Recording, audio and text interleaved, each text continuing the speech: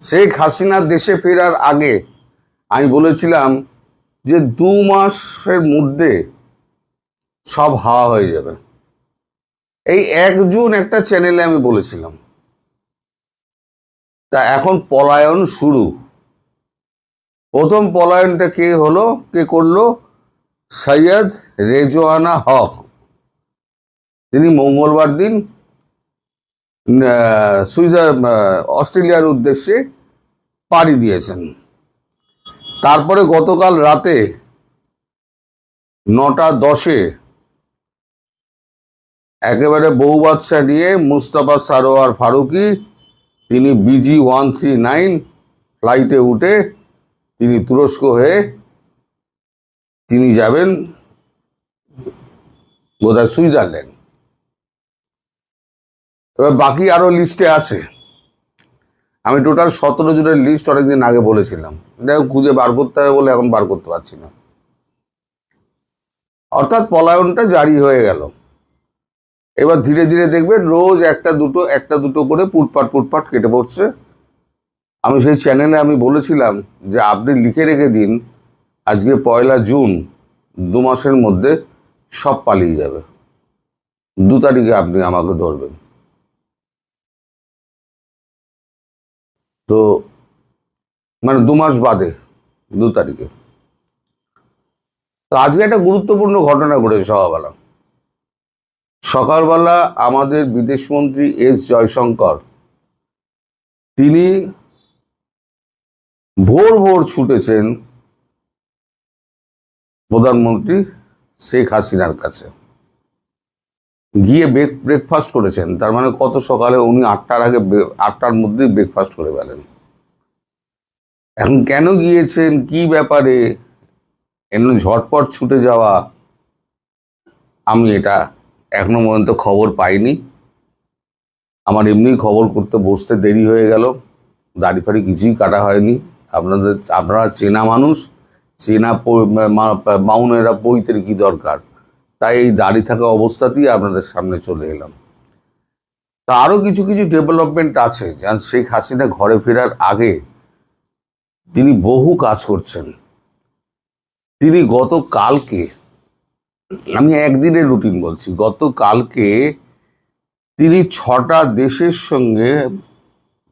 দেশের উচ্চপদস্থ নেতাদের সঙ্গে তিনি ভার্চুয়ালি বৈঠক করেছেন।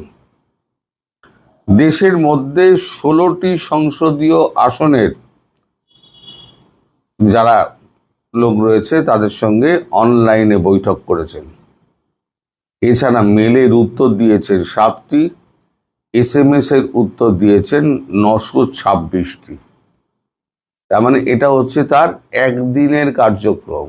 আপনারা যারা বলেন না শেখ হাসিনার এত বয়স হয়েছে, এই কাজটা বোধহয় আমরাও করতে পারবো না।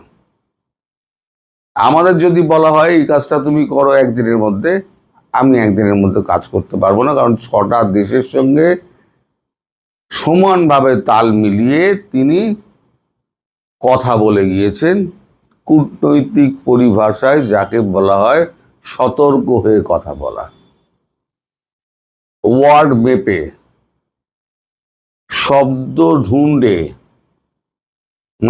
সঠিক শব্দ চয়ন করে এই মিটিংগুলো করা, সেগুলো অত্যন্ত দুরূহ কাজ যখন তার কাছে কোনো দোভাষী বা তাকে হেল্প করার কেউ নেই।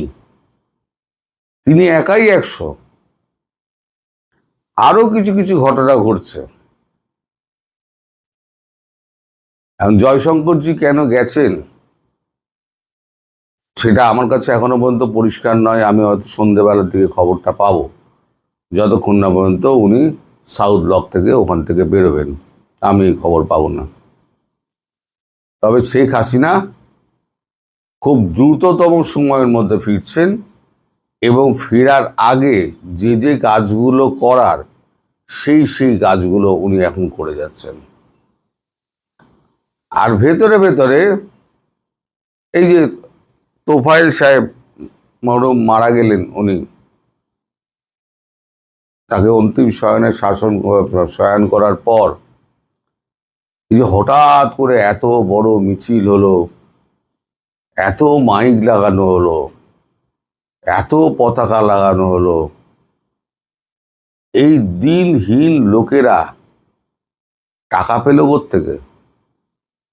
একবার আপনাদের মনে প্রশ্ন জাগে না? টাকা পেল কোত্থেকে? কারা এই অর্গানাইজটা করেছে? কেউ তো অর্গানাইজ করেছে। 1 লাখ লোক যদি হয়, কেউ তো অর্গানাইজ করেছে। লম্বা করে একবার মাইক লাগানো, তারপরে তো ওই মিছিল, মশাল নিয়ে মিছিল, এগুলোর জন্য তো একটা মানে বেস তৈরি করার ব্যাপার থাকে। তাহলে বেসটা তৈরি করলো কে, আর অর্থ দিল কে? আমি বহুদিন আগে বলেছিলাম যে ভারতবর্ষ বেশ কিছু অর্থ দিয়েছে, বহুদিন আগে বলেছিলাম। এখন আমাদের ওখানে যে সমস্ত অ্যাসেট রয়েছেন, তারা এখন তেড়ে ফুড়ে কাজ করছেন, একেবারে ঘর বাড়ি মানে একদম ঝাড় দিয়ে সব পরিষ্কার করার জন্য। ওদিকে খলিলুর রহমান, তিনি ওখান থেকে ফিরে এসে, হেগ থেকে ফিরে এসে, তিনি গদগদ হয়ে তারেক রহমানের সামনে গিয়ে বলেছেন, আমি বিশ্ব জয় করে এসেছি। তারেক রহমান ওনাকে বলেছেন, আপনি বিশ্ব জয় করেছেন না ঘোড়ার ডিম করেছেন? আপনি কোনো দেশের সঙ্গে একটা আমার বৈঠকের একটা অ্যারেঞ্জমেন্ট করতে পারছেন না, না ভারতের সঙ্গে, না চীনের সঙ্গে, না রাশিয়ার সঙ্গে, না পার্শ্ববর্তী কোনো দেশের সঙ্গে, না মায়ানমারের সঙ্গে। ভারতীয় বিদেশমন্ত্রীকে দেখুন আর আপনাকে দেখুন, আপনি এসে আমার বিশ্বজয়ের কথা আমায় শোনাবেন না। খলিল তো মুখ চুপ করে চলে গিয়েছে, আর খলিল ফিরে তাকায়নি। এখন আপনারা অপেক্ষা করুন। আমি তো প্রথম বলি যে শেখ হাসিনা প্রধানমন্ত্রী হয়েই ফিরবেন এবং যথাসময়ে ফিরবেন। আমি বলেছি 2 মাস, 2 মাসের মধ্যেই উনি ফিরবেন। তার প্রেক্ষাপট একদম তৈরি হয়ে গিয়েছে। যত শীঘ্র সম্ভব ভারতবর্ষে কাজ টাজ গুটিয়ে দিয়ে তিনি দেশের উদ্দেশ্যেই রওনা হবেন। আর একটা কথা আমি বলেছিলাম, আপনাদের দেশের সেনাবাহিনী প্লেন দিয়ে ভারতবর্ষে পাঠিয়েছিল, আপনাদের দেশের সেনাবাহিনী কিন্তু প্লেন নিয়ে এসে তাকে উড়িয়ে নিয়ে গিয়ে ঢাকা বিমানবন্দরে নেওয়া হবে। এবার সেটা সত্যি হয় কি মিথ্যে হয়, সেটা ভবিষ্যৎ বলবে। আমি দেখুন, ভবিষ্যৎ দ্রষ্টা তো আমি নই। আমি যেরকম খবর পাই সেই খবরগুলোকে বিশ্লেষণ করে আপনাদের সামনে বলি।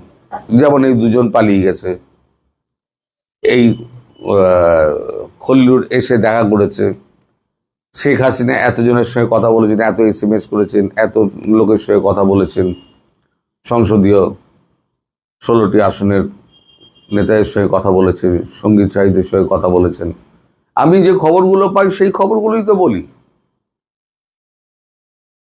এখন এই যে খবরটা আমি নিজে থেকে বলছি না, যেটা হচ্ছে আমি সেনাবাহিনীর সূত্র থেকে পেয়েছি, মিলিটারি ইন্টেলিজেন্স থেকে, যে তাকে বাংলাদেশের বিমান বাহিনী নিয়ে এসেছিল। এবার বাংলাদেশের বিমান বাহিনী তাকে নিয়ে আবার ওখানে পৌঁছে দেবে।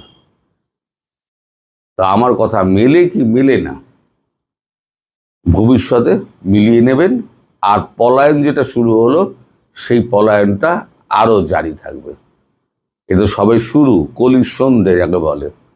এবার দেখুন, আগে আগে দেখিয়ে হোতা হ্যায় ক্যা জানাব, খেলা জম গিয়া। হ্যাঁ, হিন্দিতে বলে, বাংলায় বলে খেলা জমে ক্ষীর। আপনাদের হচ্ছে খেলা জমে ক্ষীর। এখন জানতে হবে শেখ হাসিনার সঙ্গে জয়শঙ্করের কি এমন কথা হলো যে তিনি তড়িঘড়ি সেখানে দৌড়ালেন। সবাই ভালো থাকবেন, সুস্থ থাকবেন এবং সাবধানে থাকবেন। নমস্কার।